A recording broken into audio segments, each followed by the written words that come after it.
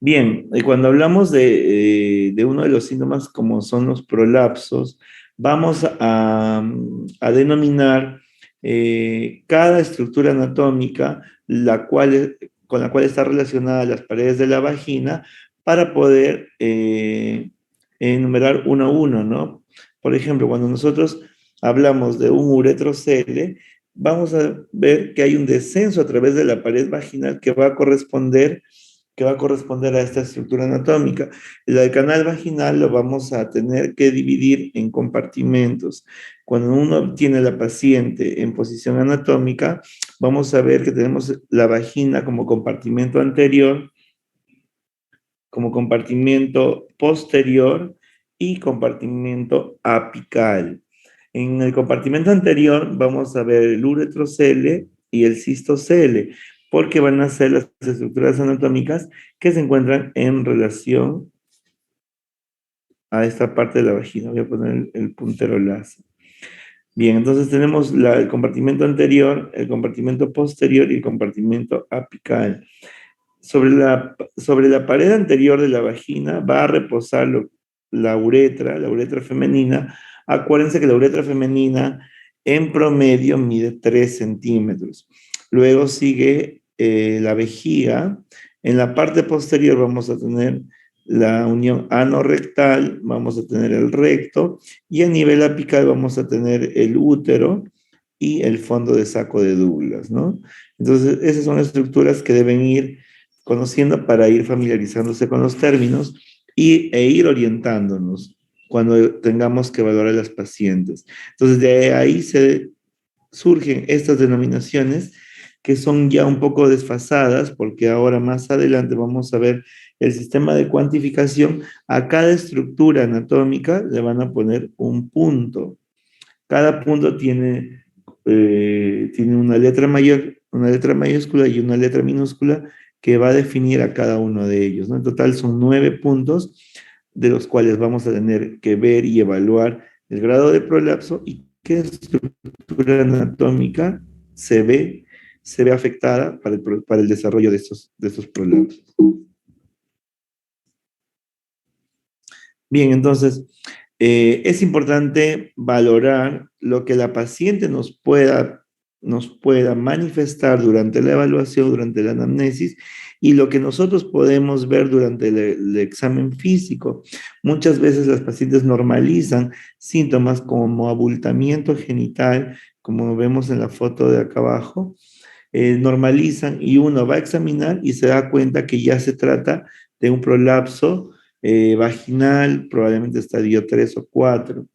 Entonces, siempre es importante hacer un contraste entre lo que la paciente nos manifiesta y lo que nosotros podemos encontrar luego durante el examen físico.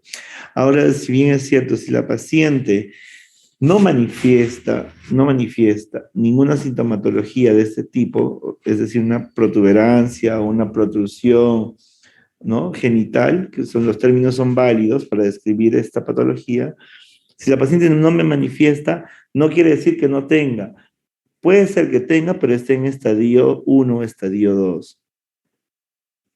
Vamos a ver si están conectando. Doctor, sí, disculpe, justo le quería decir eso. Hay alumnos que están en la sala de espera, si es que pudiera aceptarlos, o en otro caso, si me pudiera hacer cojos para que no interrumpa su clase y yo los pueda ir aceptando. Ahí, déjame ver dónde está esa opción.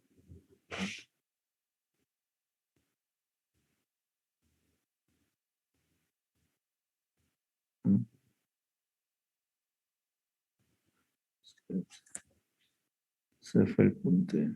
Acá está.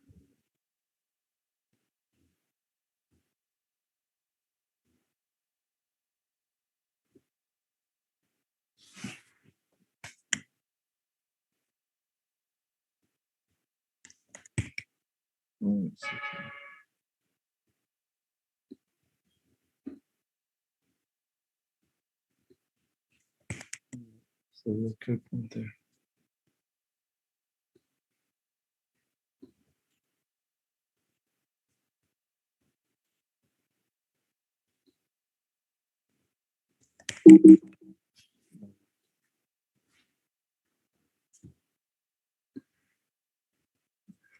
No, el punte.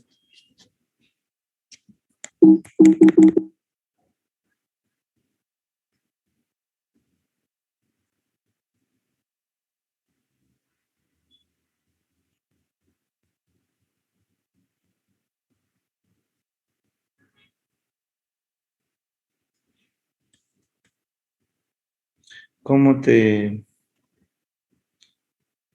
sí, Al costado de mi nombre, doctor, hay tres puntitos y ahí ya, me pone co-host.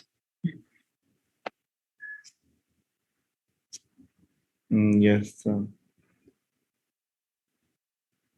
Ya está, ¿no? Todavía no, doctor, no me aparece como si estuviera como co-host. Este es el chat.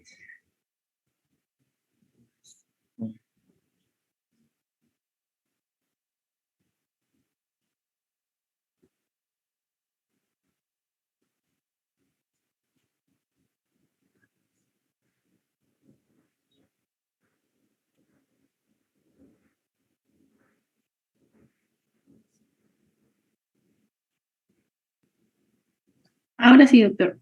Ujú.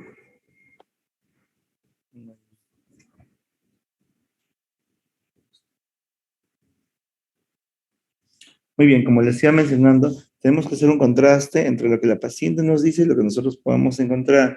Si la paciente manifiesta que tiene ella la sensación de protuberancia, protrusión genital o prolapso genital, también es válido el término como sintomatología, ya nos podemos dar una idea de que la paciente probablemente se encuentre en un estadio tercero o cuarto grado del prolapso vaginal, ¿no? Por eso siempre es importante hacer una buena anamnesis en búsqueda de estos síntomas y también el contraste con el examen físico. La mayoría de las mujeres que tengan un prolapso de órganos pélvicos que alcance medio centímetro después del anillo menial van a presentar sintomatología, ¿no? Eso es en forma general. Luego vamos a ver que la medición tiene que ser, ¿no? Pero acá ya nos dicen de que ya si el prolapso o la protrusión vaginal sobrepasa medio centímetro por fuera del himen, ya esta paciente puede tener sintomatología. ¿Qué síntomas van a presentar eh, las pacientes con disfunciones de piso pélvico? En primer lugar, protuberancia genital, que es sinónimo de los prolapsos. Puede haber disfunción sexual, disfunción del tracto urinario inferior e incluso disfunción defecatoria, ¿no? Esos son el conjunto de síntomas que vamos a ver, ¿no? Dentro de las disfunciones del tracto urinario inferior está la incontinencia urinaria, la incontinencia urinaria de esfuerzo, de urgencia, que vamos a síntomas irritables de frecuencia, urgencia incluso nicturia. Bien, van a informar, es decir, sensación de sus genitales. Es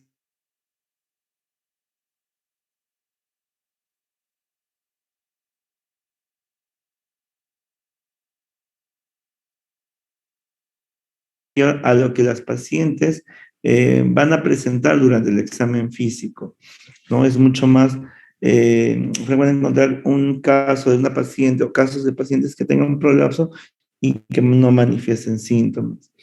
Los prolapsos de órganos pélvicos generalmente se deben a una disfunción global del suelo pélvico. Vamos a hacer ahora un recordaris de la anatomía del piso pélvico y vamos a las alteraciones de estructuras anatómicas van a repercutir en un conjunto de síntomas como ya lo mencionaba. Eh, ya paridad, cuando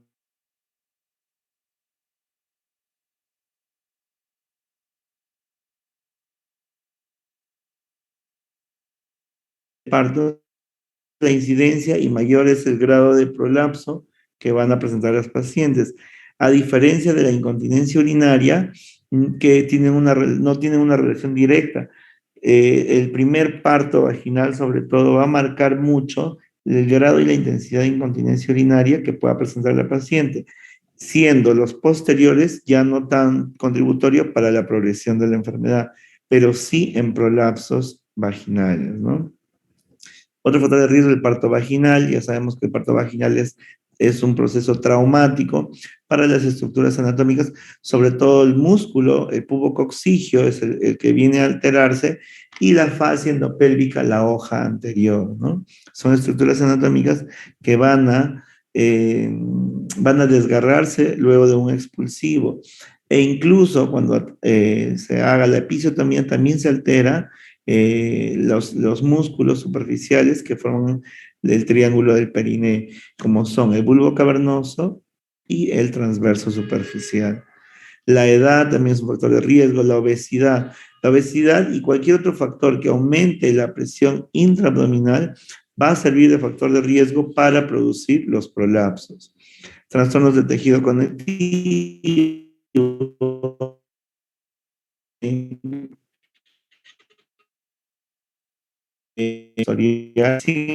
van a presentar este tipo.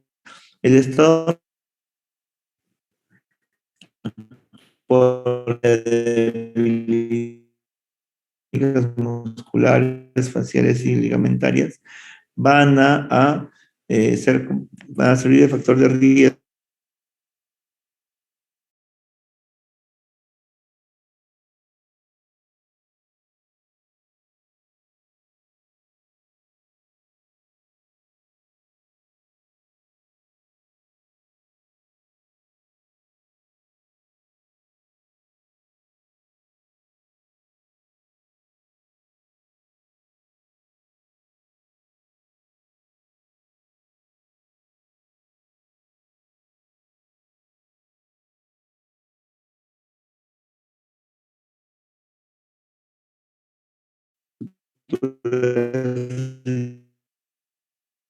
Va a estar dado por facial y el componente sostén que va a estar dado por los músculos, sobre todo el músculo del elevador del ano, que es el protagonista de todo esto, ¿no?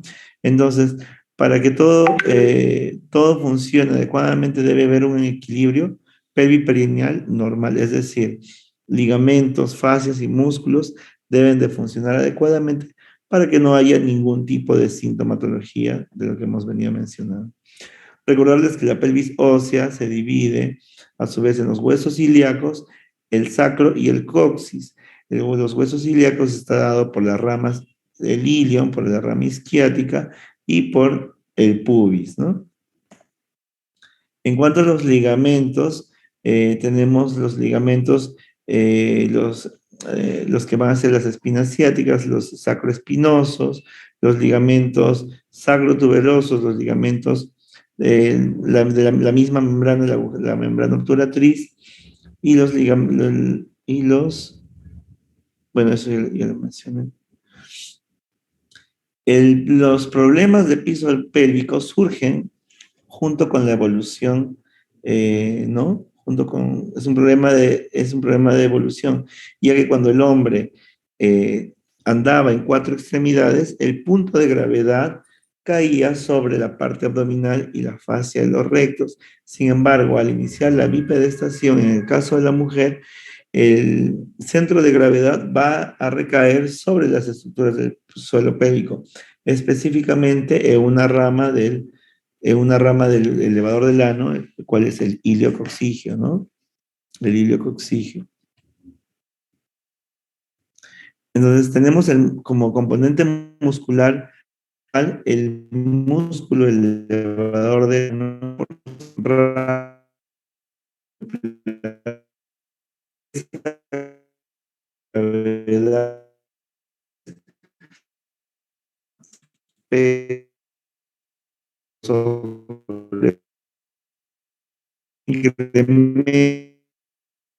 va a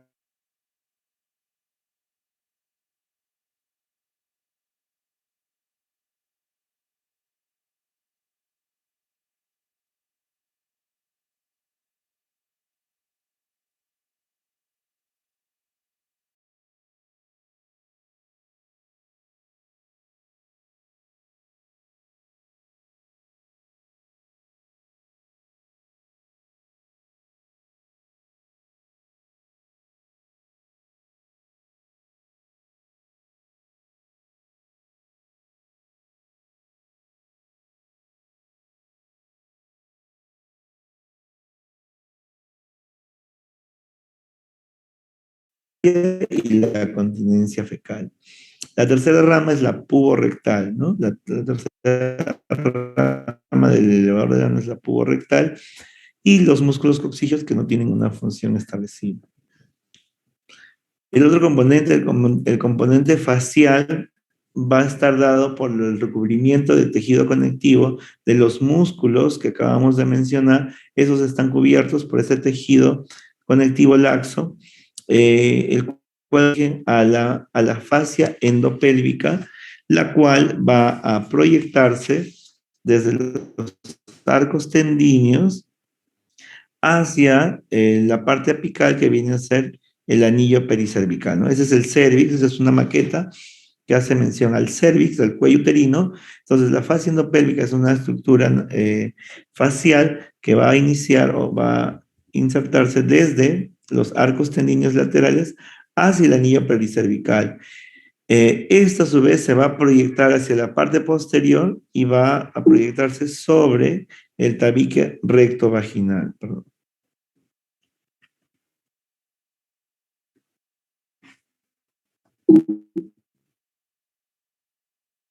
La fase superior, ¿no?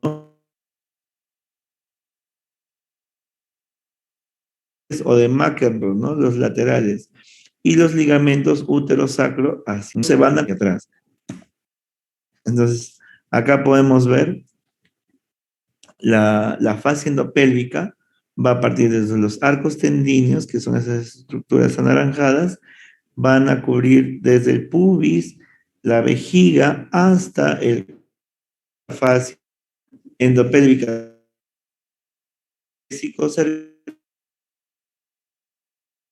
¿no? Porque va desde el pubis hasta el cuello uterino. Esta es la hoja anterior. Y la hoja posterior se va a vaginal. Podemos encontrar sobre todo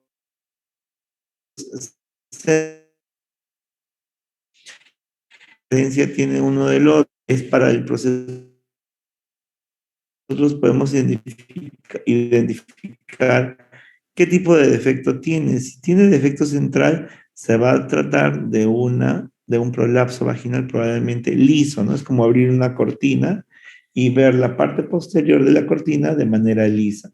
En cambio, si tenemos rugosidad de la vagina hacia un lado, lo más probable es que sea defecto lateral. Los más frecuentes son los defectos centrales, ¿no? Ojo, de la fascia endopélvica. Es por eso, cuando se presenta este tipo de defectos, ¿quién va a protruir a través de ellos? Las estructuras o los órganos, como por ejemplo la vejiga en este caso, ¿no? En caso de la uretra, tiene su propio tejido de sostén. Está dado por los ligamentos puburetrales y los uretropélvicos, que hacen una especie de hamaca alrededor de la uretra y nos sirve de soporte, ¿no? Esta es la representación de la fascia endopélvica, la hoja anterior en rosado, y en amarillo la proyección hacia el tabique recto vaginal. Las estructuras ligamentarias principales, como ya las mencionaba, vienen a ser muchas veces condensaciones de la fascia endopélvica, como lo son los ligamentos cardinales o de McEnroe, que vienen a ser de formas laterales, el ligamento sacrouterino, que va desde el cuello uterino hacia el sacro, y los ligamentos pubocervicales, ¿no? Hablábamos de los ligamentos que soportan la uretra o dan firmeza a la uretra, y esos son los puboretrales y los uretropélvicos. Estos van a ser de manera radiada y de manera a una especie de hamaca. El periné femenino inferior, también hay que recordarlo, ya que este forma parte de las estructuras anatómicas del piso pélvico, están dadas por el músculo bulbo cavernoso, el isquio cavernoso y el transverso superficial. Acuérdense que estos tres músculos van a confluir en el rafe medio o en el cuerpo perineal, ¿no? La disrupción de estos por ejemplo, una episiotomía, un desgarro vaginal de un parto, va a alterar este eje y por lo tanto también va a dar pie a cierta sintomología que ya hemos ido mencionando. Entonces, existen autores que van a tratar de clasificar los daños a nivel de las estructuras anatómicas para ir relacionando con sintomatología. De Lancey es uno de ellos, es uno de los más conocidos en cuanto a patología de piso pélvico. Él propuso dividir el suelo pélvico en tres niveles: el nivel 1, el nivel 2 y el nivel 3.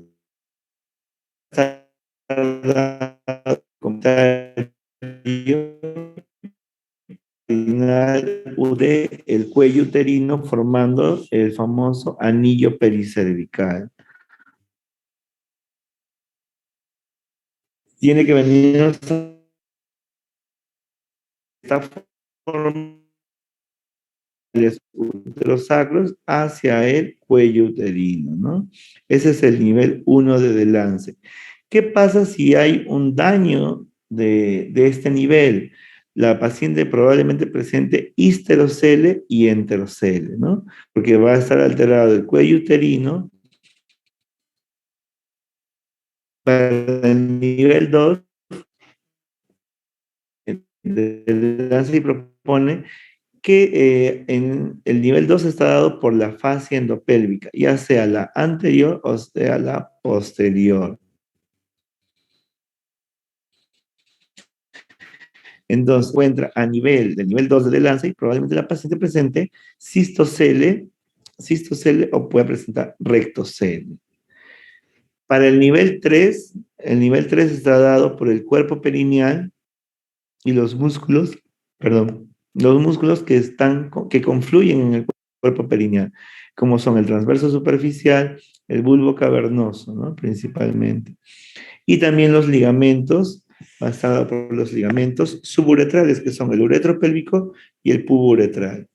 Entonces, si la paciente tiene un defecto a nivel 3 de Delancey, la paciente va a tener desgarros perineales e incontinencia urinaria de esfuerzo, ¿no? Y también va a tener rectocele. Esos son los niveles de Delancey, lo que les acabo de mencionar, nivel 1, nivel 2, nivel 3. Ahora pueden entender por qué se relacionan esas estructuras anatómicas. En el nivel 1 ya dijimos, el anillo pericervical, por lo tanto podemos tener prolapso de uterino o prolapso de fondo de saco de Douglas. En pacientes histerectomizadas tenemos los prolapsos de cúpula, ¿no? Que es el remanente de vagina que va a quedar. A nivel 2, la estructura anatómica es la fascia endopélvica, la hoja anterior y posterior. Si está alterada la cara anterior de la fascia endopélvica, lo que vamos a presentar son cistocele, y se encuentra la fascia posterior, vamos a encontrar rectocele, ¿no? El nivel 3 está dado por el cuerpo perineal, como les mencionaba, y los ligamentos suburetrales, como son los puburetrales y los uretropélvicos. Entonces, si hay una lesión a nivel o el nivel 3 de Delancey y está afectado, la paciente probablemente tenga incontinencia urinaria o desgarros o rectocele incluso, ¿no? Y viceversa, si la paciente viene con incontinencia urinaria de esfuerzo y queremos ver dónde está el defecto, sabemos que la incontinencia urinaria se va a dar por una alteración del nivel 3 y el daño estaría en los ligamentos de sostén, como son el puburetral y el uretro pélvico.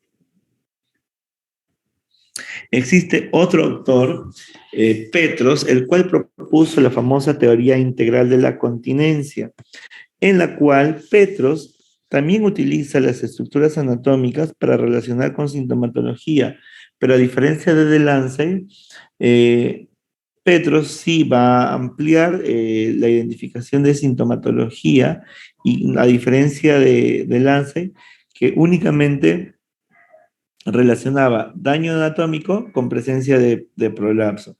Para Petros no, para Petros va a haber más sintomatología, como lo es la incontinencia de esfuerzo, la incontinencia fecal, llenado anormal, síntomas de frecuencia, perdón, síntomas de frecuencia y de urgencia, ¿no? También va a haber nicturia, incontinencia fecal, obstrucción defecatoria e incluso dolor pélvico. Va a tener dolor pélvico. ¿Cómo lo divide Petros? Petros lo divide en tres zonas. Si de Lanza y lo dividía en tres niveles verticales, Petros lo va a clasificar o va a dividir en tres zonas horizontales. Vamos a tener de esta manera la zona anterior, la zona media y la zona posterior. En la zona anterior va a estar representada por los ligamentos puburetrales, es decir, los uretropélvicos y los pubouretrales, ¿no? En la zona media, el- las estructuras anatómicas afectadas va a ser el arco tendíneo con la fascia endopélvica, la hoja anterior o llamada pubocervical, ¿no? Junto con el anillo cervical. Esa es la zona media. La zona posterior va a estar representada por los ligamentos uterosacros, la fascia rectovaginal.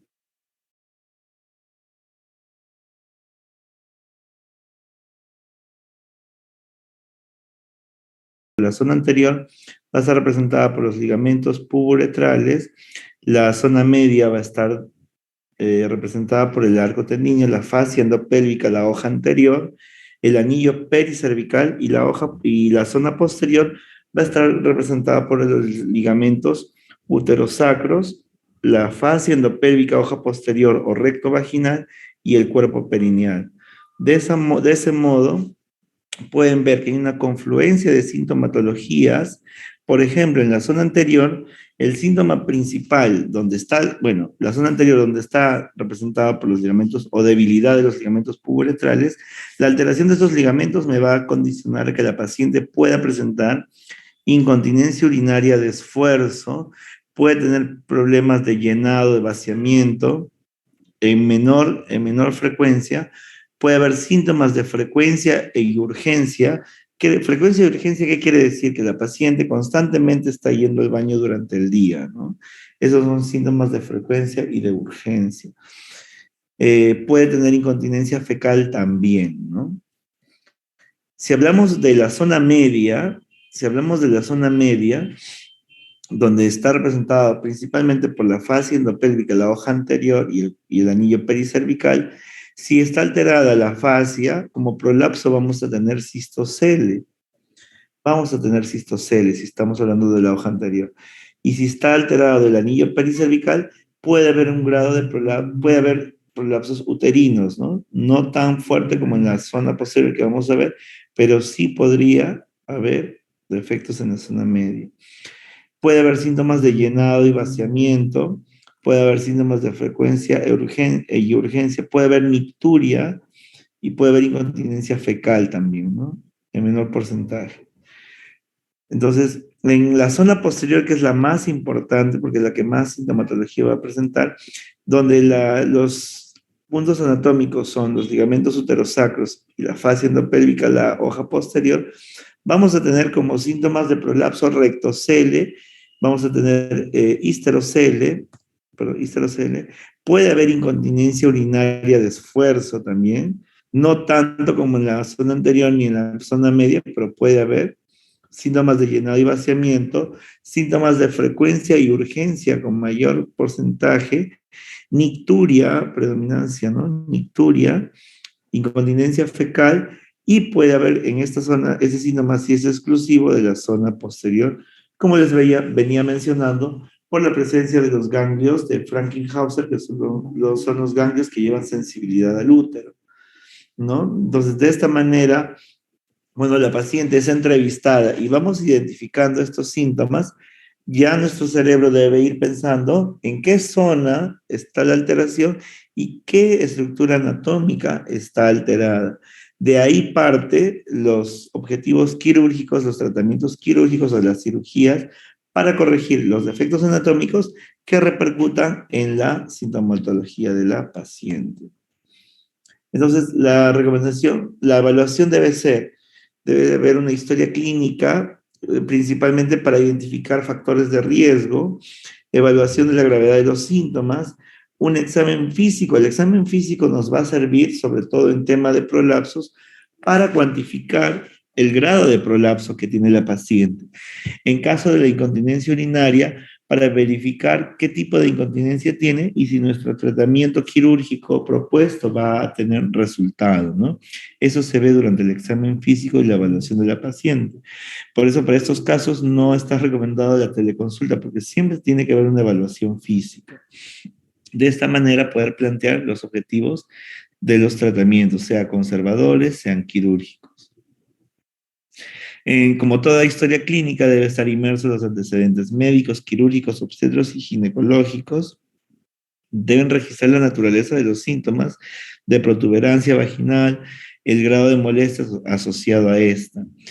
Y otros tipos de sintomatología, como ya hemos mencionado, puede haber disfunciones sexuales, puede haber incontinencia urinaria, de esfuerzo, urgencia y otra sintomatología, ¿no? En el examen físico, por ejemplo, acá podemos ver qué compartimento está alterado. En este caso es el compartimento, vamos a poner el puntero láser, es el compartimento anterior, ¿no? El compartimento anterior. Entonces nosotros podemos ya preguntar a la paciente si tiene sensación de bulto. Probablemente esta paciente sí tenga, ¿no? Porque debe tener un grado 3 a 4 de prolapso del compartimento anterior. Por lo tanto, la paciente sí debe manifestar. Una vez que llegamos al examen físico, nosotros debemos tener la capacidad, o ustedes deben llegar a tener la capacidad de definir qué grado de prolapso tiene la paciente. Clásicamente se utilizaba el sistema del perfil vaginal de Baden, que incluso en algunos hospitales todavía lo vienen utilizando, ¿no? El sistema Baden me va a clasificar en 4 grados de prolapso. Tiene algunos puntos de reparo, como por ejemplo las espinas ciáticas, el orificio o el introito vaginal. Se dice que el grado 1 está por encima de las espinas ciáticas, el grado 2 está por debajo de las espinas ciáticas, pero que no llega a sobrepasar el introito vaginal. El grado 3 sí sobrepasa el introito vaginal y el grado 4 es la eversión o el prolapso completo. Sin embargo, este sistema o este perfil era muy inexacto, era observador dependiente, para algunos les parecía grado 2, otros grado 3, grado 4, y el punto de referencia era la entrada de la vagina, era muy inespecífica. Es por eso que a partir del 96 las sociedades como la Sociedad Internacional de la Continencia, la IUGA, ¿no? Que es la Sociedad Americana Internacional de Problemas de Piso Pélvico, proponen un sistema de cuantificación, ¿no? Si bien es cierto, la otra era inespecífica, ahora proponen un sistema de cuantificación para hacer la medición objetiva. Es por eso que a partir de ahí se utilizan los puntos y las medidas, donde el punto de reparo para el POPQ, y eso es pregunta del examen, el punto de reparo para el POPQ es el imen, ¿no? El imen. En el caso de las pacientes que han tenido partos vaginales, serían las carúnculas himeneales, que va a representar 0. Todo lo que esté por encima o por dentro de las carúnculas himeneales va a tener el signo negativo y todo lo que esté hacia afuera va a tener el signo positivo. Y se va a utilizar un sistema de metrado, ¿no? O de centímetros para poder evaluar los puntos que nos interesa saber o cuantificar el grado de prolapso. Acá los estadios van a ser estadio 1, estadio 2, estadio 3 y estadio 4, que vamos a verlo más adelante. Ese es un sistema más objetivo y reproducible. Entonces, para que también tengan conocimiento de qué se trataba el perfil vaginal, la presencia de 6 dígitos, donde cada uno va a estar representado por un órgano, ¿no? Los 2 primeros son del segmento anterior, los del medio el apical y el posterior, y los 3 últimos son los últimos son lo que corresponden al segmento posterior. Entonces, el primer dígito va a corresponder al uretrocele, el segundo dígito al cistocele, el tercero al histerocele, el cuarto al enterocele, luego el rectocele y el desgarro perineal, ¿no? Entonces ahí van colocando el grado de prolapso que puedan objetivar durante el examen físico, ¿no? Acá está el grado 1, grado 2, grado 3 y grado 4. Sin embargo, para el sistema de POPQ, el sistema de cuantificación de órganos pélvicos, estos se convierten en puntos donde también hablamos de la cara anterior, la cara posterior y la cara apical, donde van a confluir 9 puntos, ¿no? La presencia de 9 puntos. En la parte anterior vamos a tener 2 puntos, el punto AA y el punto BA. ¿Qué representan estos puntos? Porque cada punto debe representar una estructura anatómica. El punto AA va a representar la unión uretrovesical, que se encuentra a 3 centímetros del meato uretral. Es decir, del meato uretral hacia adentro, 3 centímetros, vamos a tener el punto AA, ¿no? Entonces, ¿por qué es importante representar esta unión uretrovesical? Porque es ahí donde se va a ver la presencia de los ligamentos puburetrales que tienen que ver con el soporte de la uretra. El punto BA, o mejor dicho, nos vamos al punto C. El punto C va a estar representado por el cuello uterino, el labio anterior del cuello uterino. Entonces, entre el punto AA y el punto C, lo que más se va a prolapsar entre esos dos puntos va a ser el punto BA. Generalmente va a corresponder al cistocele, ¿no? O a la vejiga, mejor dicho, porque no se confunde. A la vejiga. Luego, el punto, la cara posterior va a tener como en espejo el punto A mayúscula con P, porque es posterior, y el B mayúscula con P de posterior también. El punto AP va a representar la unión anorrectal, que también se encuentra a 3 centímetros de la comisura posterior de la entrada de la vagina. 3 centímetros. El punto D representa el fondo de saco de Douglas. Y lo que se encuentra entre el punto AP y el punto D va a ser el punto BP. Lo que más se va a prolapsar entre esos dos puntos va a ser el punto BP. Otras medidas estáticas, tenemos el hiato genital, que viene a ser la distancia entre la uretra y la comisura posterior de la vagina. Y el cuerpo perineal, que va desde la comisura posterior hasta el ano, hasta el ano, y la longitud total de vagina, que en reposo va a ser la medida de D, ¿no? Todas las medidas se toman como punto de reparo desde el himen o las carúnculas himeneales. Es decir, en reposo, mi longitud total de vagina va a ser el mismo que el punto D, ¿no? Porque todo lo que las medidas van a ser en relación al himen, que es el cero. Entonces, esas son las definiciones de cada uno de los puntos que acabo de mencionar, para lo cual necesitamos colocar estas medidas en una tabla de triple entrada. Entonces, lo primero que nosotros medimos son los puntos estáticos, es decir, la longitud total de vagina, todo en reposo, que la paciente está en reposo, la longitud total de vagina, el hiato genital y el cuerpo perineal, sin llevar signos, ¿no? Ni de más ni de menos, porque son puntos estáticos. Sin embargo, los otros puntos sí son puntos dinámicos, porque van a ser luego de que la paciente haga la maniobra de Valsalva, realice la maniobra de Valsalva, y empezamos a tomar las medidas desde el himen, ¿no? Entonces, por lo tanto, estos puntos, los anteriores, los posteriores y los apicales, van a tener simbología. Si todavía permanecen por dentro de la vagina antes del himen, tendrán valor negativo, y todo lo que esté hacia afuera tendrá valor positivo. Entonces, esta es la tabla de triple entrada, donde la parte superior tiene la pared anterior, pared posterior, y la parte apical sería dada por el fornix posterior y el cuello uterino, ¿no? Y estos son los puntos los puntos estáticos, ¿no? Hiato genital, cuerpo perineal y longitud total de vagina. Entonces, nos permite identificar el estadio de prolapso.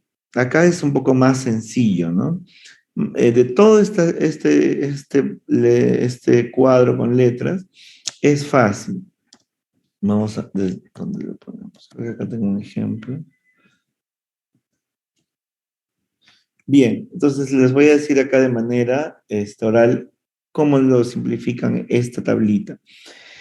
Toda paciente que tenga un punto de prolapso entre +1 y -1 siempre va a ser grado 2, ¿no? Creo que se puede anotar. Mi cursor está mal. Bien, todo lo que esté entre +1 y -1, siempre para toda paciente va a ser grado 2. Todo lo que esté por encima del grado de -1 hacia arriba o hacia adentro va a ser grado 1. Todo lo que esté por fuera de +1 hasta un punto que equivale a longitud total de vagina -2 en valor positivo será grado 3, y todo lo que esté de ese punto hacia allá será grado 4. Eso sí va a modificarse de paciente a paciente, ¿no? Quiero cerrar esto.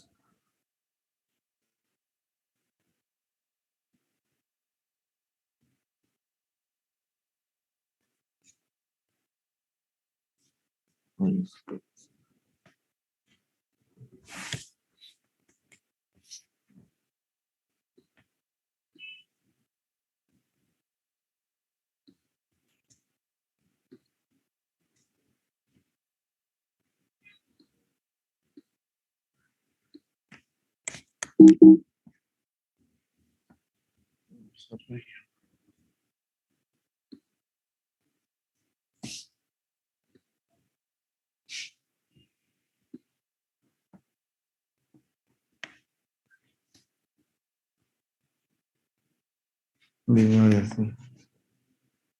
Entonces, creo que ahora sí puedo. Ay, no sé qué pasa con mi mano.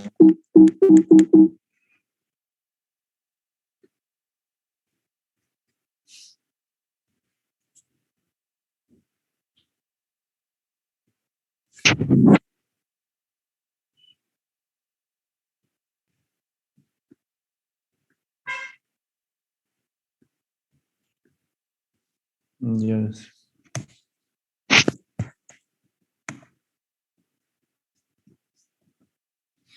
Bien, entonces acá vamos a hacerlo un poco más representativo con imágenes reales. Entonces acá lo que estamos midiendo, primero los puntos.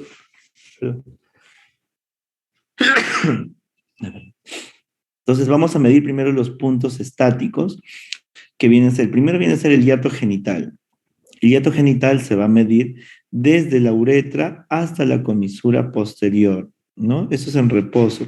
En el caso de la paciente, mide 4 centímetros. Mide 4 centímetros. El siguiente punto a medir viene a ser el cuerpo perineal, que viene a ser desde la comisura posterior hasta el ano, ¿no? En este caso, 3 centímetros.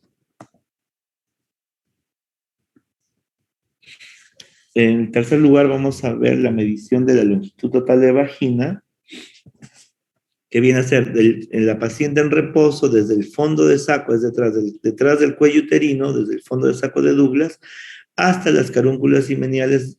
En el caso de la paciente, mide 9 centímetros.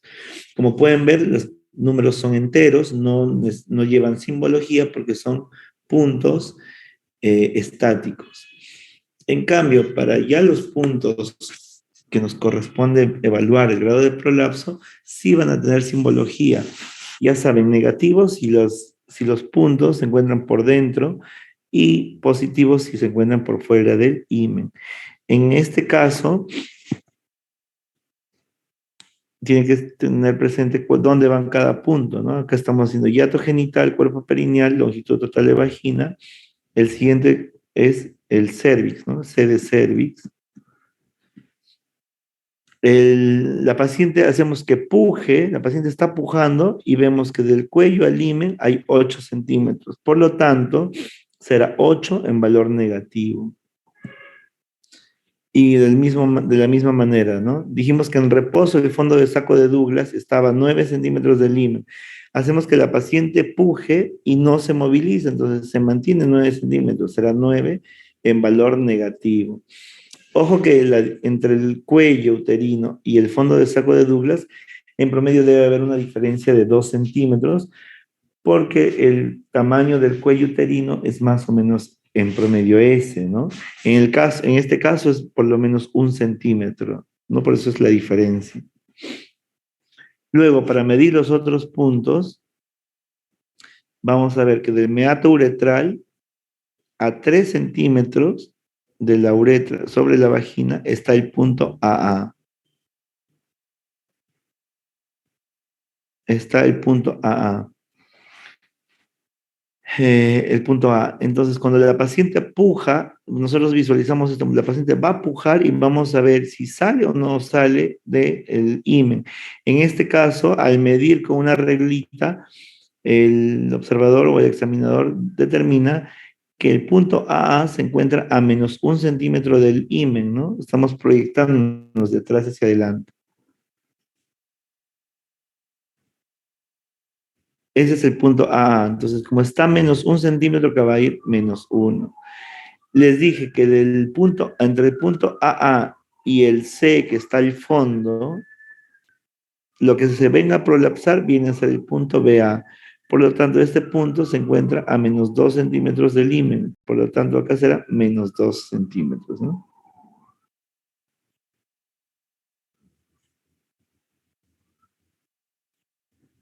Acá, ¿no? Por ejemplo, acá la paciente está pujando al máximo y ven cómo el prolapso se proyecta hasta más 2 centímetros, ¿no?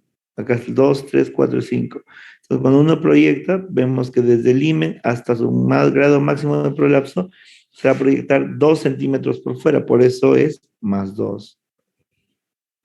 De la misma manera, la parte posterior, el AP viene a ser de la comisura 3 centímetros adentro. Cuando la paciente puje, se va a desplazar hasta 2 centímetros, por lo tanto será menos 2. Y el punto BP, que es desde el punto AP hacia el fondo del saco de Douglas, lo que más se va a prolapsar, viene a ser el punto BP, que en este caso también es menos 2.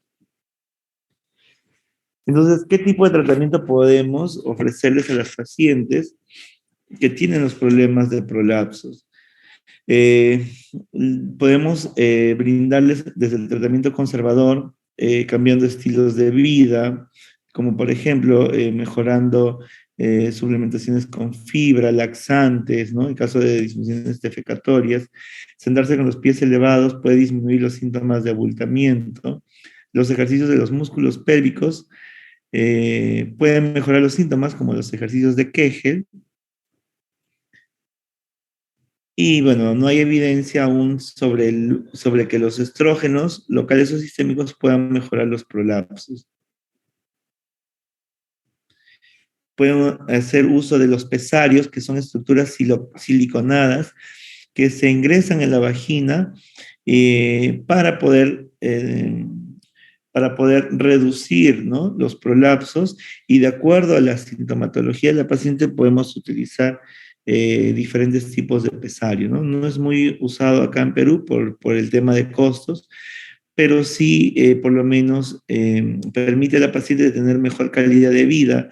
En aquellos pacientes que tienen grado de prolapso 4 y están en esperas de sala de operaciones, pueden ir colocándose los pesarios, o también a las pacientes que no deseen ser operadas o que tengan la contraindicación de cirugía, ¿no? Los famosos pesarios.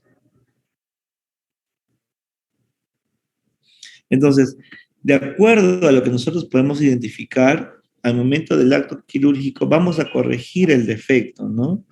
Por ejemplo,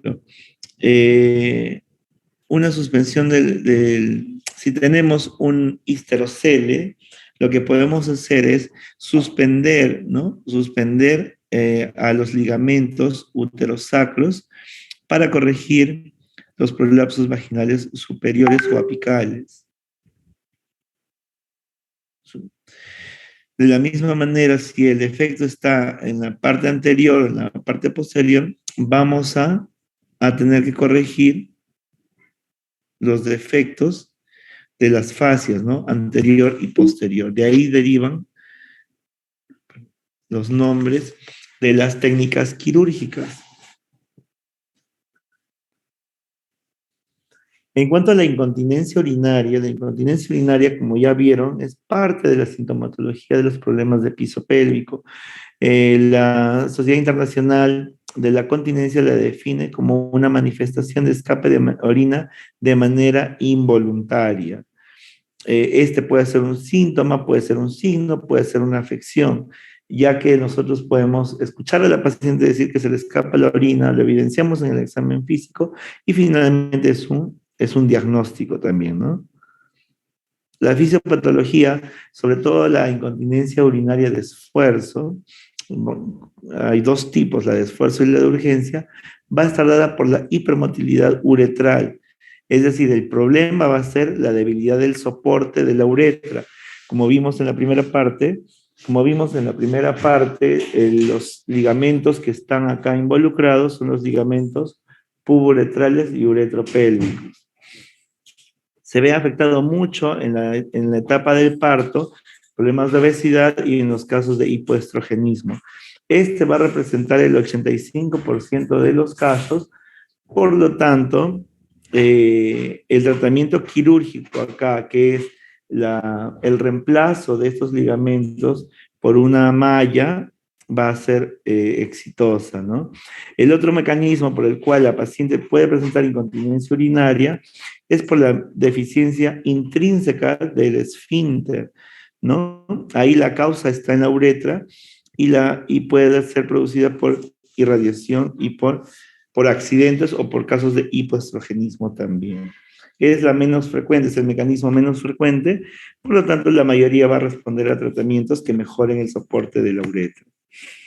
Existen diferentes teorías acerca de la génesis de la incontinencia urinaria, sin embargo, cada una de ellas fue reemplazada y nos quedamos con la teoría integral, justamente, donde está representado por la alteración de estos ligamentos.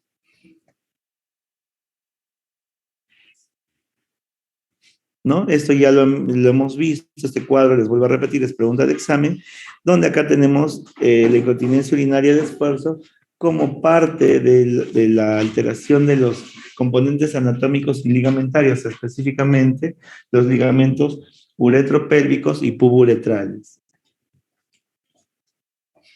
Puede estar presente a predominio de la zona anterior, sin embargo, no es exclusiva, ya que si hay alteraciones del compartimento medio posterior, en bajo porcentaje, pero puede presentar también la paciente incontinencia urinaria de esfuerzo, ¿no? ¿Cómo hacemos el diagnóstico? La incontinencia urinaria, bueno, es cada vez más frecuente en consultorio. Siempre hay que indagar, porque muchas veces las pacientes vienen y, como les dije al inicio, normalizan esta sintomatología, y si uno no les pregunta, la paciente no lo va a manifestar, ¿no? Hay que hacer igual una adecuada historia clínica, antecedentes de cirugías pélvicas que pueden alterar la integridad vaginal en esta zona y puede presentar a temprana edad también problemas de incontinencia urinaria. Indagar sobre la medicación que está presentando y también descartar sobre todo infección urinaria, que a veces es la causa de la incontinencia urinaria. Se resuelve el problema de infección y este problema es reversible en pacientes jóvenes sobre todo. Entonces se clasifican en dos tipos, ¿no? La de esfuerzo, la de estrés. La de esfuerzo, que viene a ser la pérdida involuntaria de orina, mientras se realiza actividades o toda aquella que eleve la presión intraabdominal, ¿no? A diferencia de la urgencia, que viene a ser la pérdida involuntaria de orina, durante el deseo imperioso de la micción. Acá el problema es la presencia de las contracciones no inhibidas que se dan durante el periodo de llenado. Durante el periodo de llenado, la vejiga tiende a no tener ningún tipo de contracciones y tiene una compliance prolongada hasta llegar a la capacidad máxima de almacenamiento, donde empiezan ya el primer y el segundo deseo de micción y por lo tanto se activan esas contracciones para aperturar los esfínteres. Sin embargo, en la incontinencia por urgencia, durante la fase de llenado van a haber una serie de contracciones no inhibidas que van a dar sintomatología como frecuencia, urgencia y sobre todo nicturia. La nicturia es casi un signo patognomónico libre de infección de la incontinencia de urgencia. Y la mixta es en la que están ambos, ¿no? Las pacientes vienen por ambos, generalmente pacientes perimenopáusicas con partos que ya tienen ambos componentes, tanto la de esfuerzo por debilidad muscular como la de urgencia por las contracciones no inhibidas. El examen físico tenemos que valorar la asociación o no de prolapsos, ya que la presencia de prolapsos, que sobre todo que exijan tratamiento quirúrgico, tiene que estudiar más a fondo, se debe estudiar más a fondo la incontinencia urinaria, sobre todo la de urgencia, ya que si nosotros ofrecemos un tratamiento quirúrgico, probablemente le coloquemos una malla para tratar la incontinencia de esfuerzo y esta no va a resolver el componente de urgencia, ¿no? ¿Qué estudios complementarios podemos tener? El diario miccional nos ayuda a corroborar, ya que el diagnóstico de la incontinencia urinaria, sobre todo la de esfuerzo, es clínico. La paciente refiere que tiene pérdidas de orina, se evalúa la paciente, hace valsalva y hay escapes de orina, ya está el diagnóstico, ¿no? Sin embargo, hay pacientes que sí, doctor, yo se le escapa la orina todos los días, va a la evaluación y no se le escapa. Entonces, para eso tenemos herramientas como el diario miccional, donde tienen que apuntar ¿no? Las horas de micción, el volumen y la hora en la cual ha presentado escapes de orina y las actividades. Luego tienen el test del pañal, ¿no? El test del pañal, donde a través de las medidas o del peso se puede determinar si la paciente ha presentado escapes de orina durante el día. El test del hisopo nos ayuda a evaluar la hipermotilidad uretral. Lo normal es que la paciente en reposo y luego de valsalva, la uretra tenga una movilidad de 30 grados. Si supera los 30 grados, se habla de un test de hisopo positivo y por lo tanto se trata de una hipermotilidad uretral.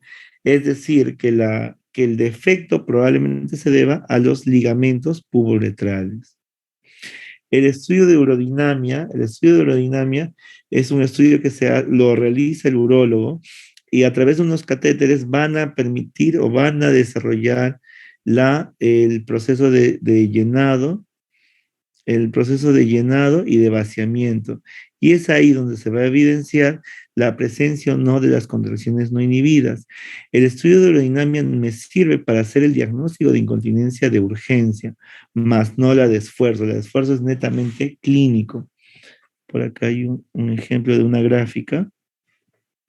Por ejemplo, ¿no? Esta es una urodinamia, esta es la presión del detrusor, que es el parámetro más importante. Como pueden ver, es plano, es lineal, a diferencia de esta, ¿no? Que en el periodo de llenado empieza a presentar estas contracciones no inhibidas. Es por eso que la paciente le llama al baño cada minuto, cuando tiene mucho frío, cuando consume mucha agua, es porque la vejiga es hiperactiva, ¿no? Existe el diagnóstico de vejiga hiperactiva o detrusor hiperactivo.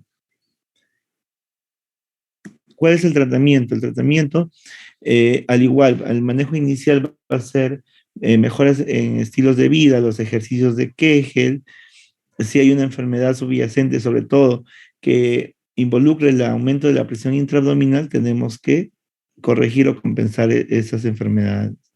El estreñimiento, dar tratamiento para el estreñimiento, la reducción de la cafeína también, el ejercicio físico, pérdida de peso, quizá es el factor que más va a mejorar o va a evidenciar mejoría a la paciente que pierda de peso por lo menos el 10% en 2 meses, ¿no? La ingesta de líquidos, restringir la ingesta de líquidos y también el de dejar de fumar, ya que la nicotina inhibe la producción de estrógenos.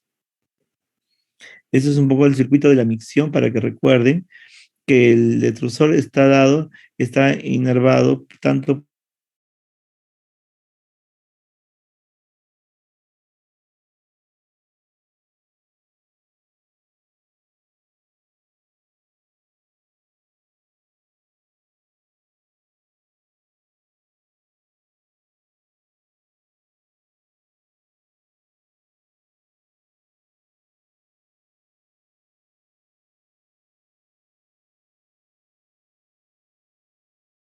¿no? Con alto nivel de evidencia.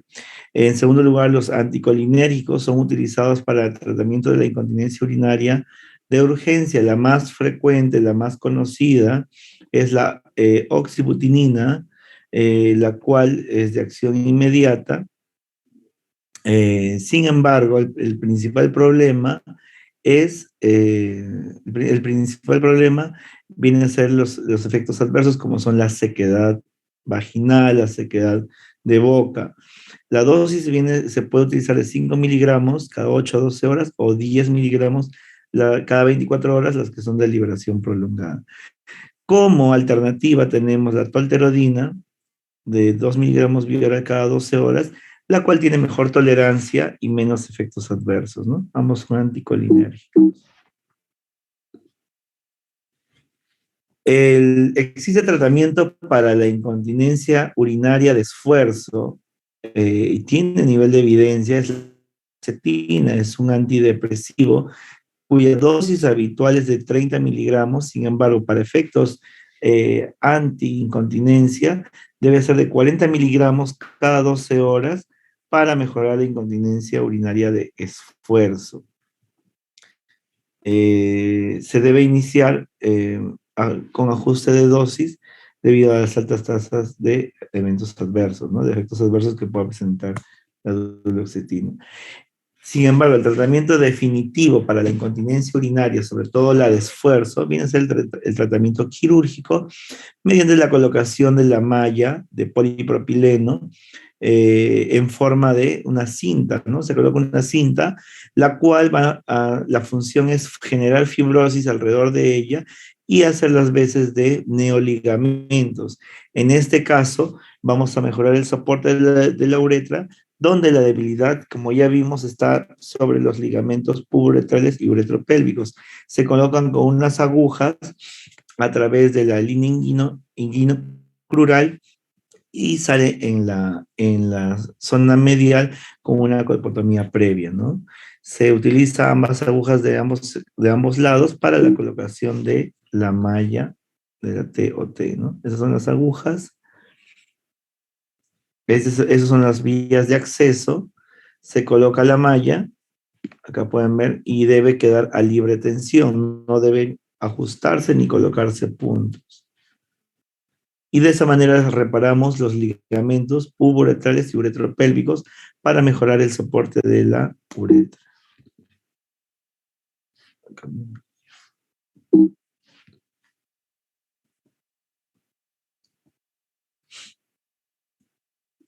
Bueno, eso era todo en cuanto a las disfunciones de piso pélvico e incontinencia urinaria. No sé si tienen alguna pregunta.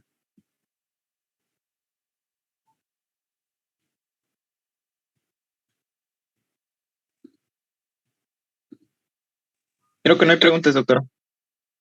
Muy bien, simplemente para recalcarles lo que tienen que fijar para el examen y para el tema de sus prácticas en internado durante el servicio es de que repasar la anatomía quirúrgica y lo tema del cuadro de la teoría integral para que hagan la correlación anatómica con los síntomas y la cuantificación del POPQ, ¿no? Eso es lo que se les va a exigir a ustedes ahora para el examen e incluso para el internado.